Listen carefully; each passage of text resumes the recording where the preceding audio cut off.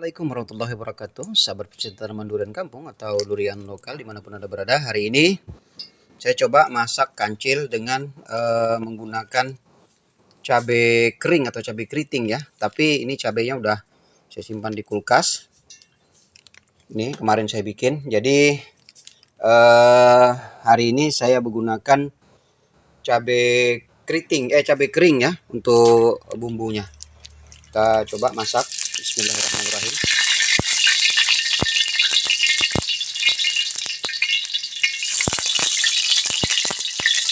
Kebetulan hari ini saya juga mau berangkat keluar kota, jadi sekalian saya masak menu ini buat mama dan anak-anak saya.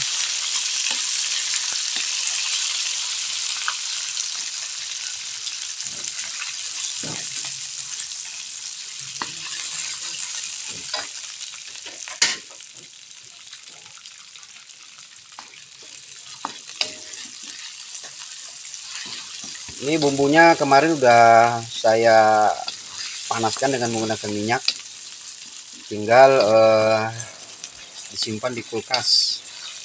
Setelah itu baru kita masukkan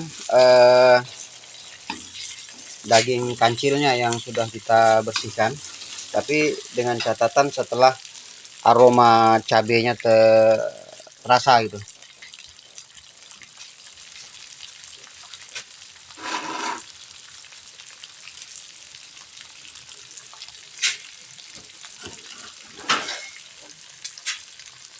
Ini ada serai yang kita masukkan,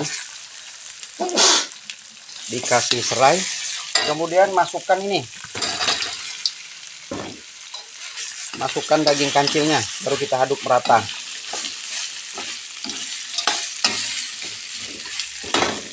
Merata seperti ini. Lalu kita kasih garam, kasih penyedap rasa secukupnya, kemudian kita kasih garam,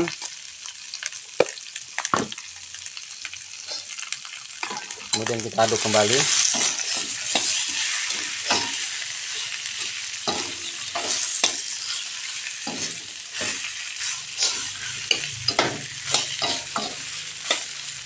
Nah ini cuman perlu saya kasih sedikit penjelasan tentang kancil ya.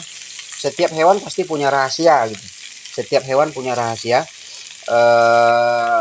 Kalau dia kita masak, ada beberapa bagian tertentu yang harus kita buang, terutama hewan kancil. Nah, kancil itu punya rahasia di bawah ini ya, di bawah tenggorokan ini, kepala kancil ini. Jadi di bawah gigi itu ada celah antara kiri dan kanan, kemudian ada bagian lidah.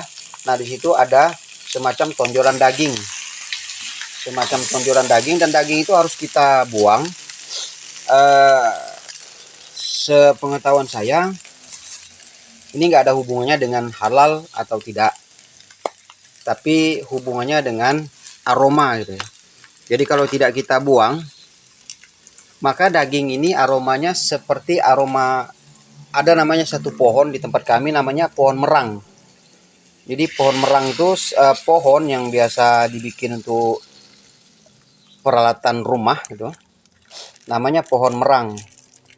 Jadi kalau nggak kita buang, maka masakan kita ini aromanya ya kayak aroma pohon. Nah, seperti itu.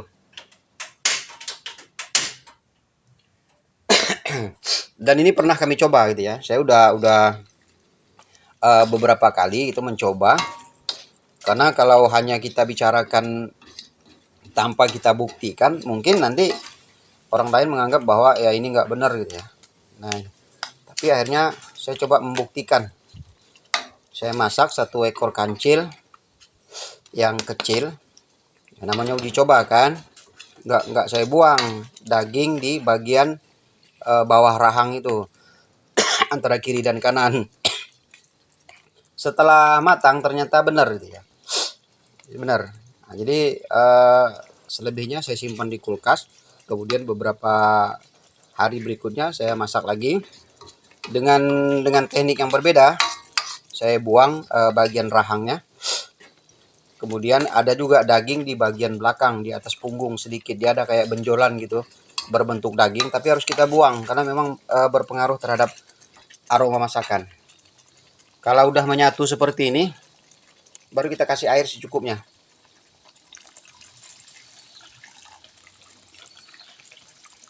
Kasih air perlahan-lahan.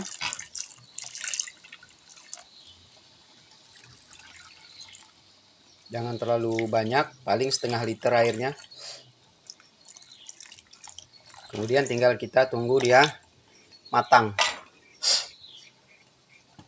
Nah, ini cara memasak kancil agar aromanya tidak jelek gitu ya. Kalau dalam bahasa kami aromanya tidak jelek. Sama juga kayak hewan landak atau kambing. Jadi kambing itu khas kambingnya itu terasa kalau kita nggak ngerti masaknya gitu. Atau membersihkannya. Nah, akhirnya beberapa metode saya coba, kemudian berhasil ya. Kebetulan saya juga sering sebagai juru sembelih di sini, terutama hari raya kurban. Lihat aja video-videonya. Jadi alhamdulillah kambing yang saya potong kemudian saya bersihkan, nggak ada aroma yang kurang enak setelah dimasak. Nah, ini tentu kita mempelajarinya tidak bisa serta-merta kita langsung mengerti ya. Tidak serta-merta kita bisa langsung mengerti, tapi ada beberapa tahapan atau beberapa proses yang harus kita lewati sehingga kita bisa mengerti dengan bagaimana teknik memasak kambing, teknik memasak kancil, terutama kancil ini punya rahasia ya.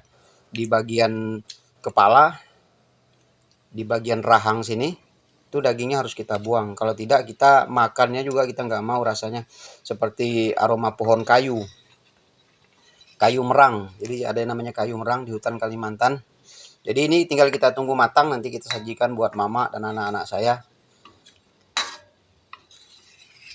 Oke.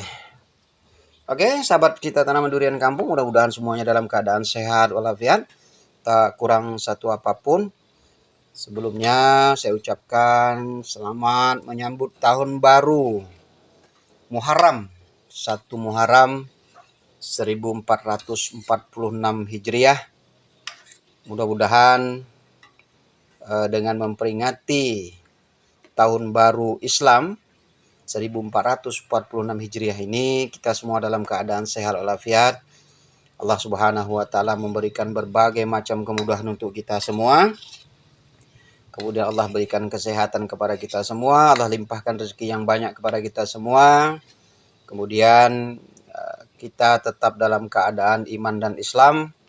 Mudah-mudahan kita semua dipertemukan oleh Allah Subhanahu wa taala dalam surganya, kemudian kekal selamanya. Assalamualaikum warahmatullahi wabarakatuh.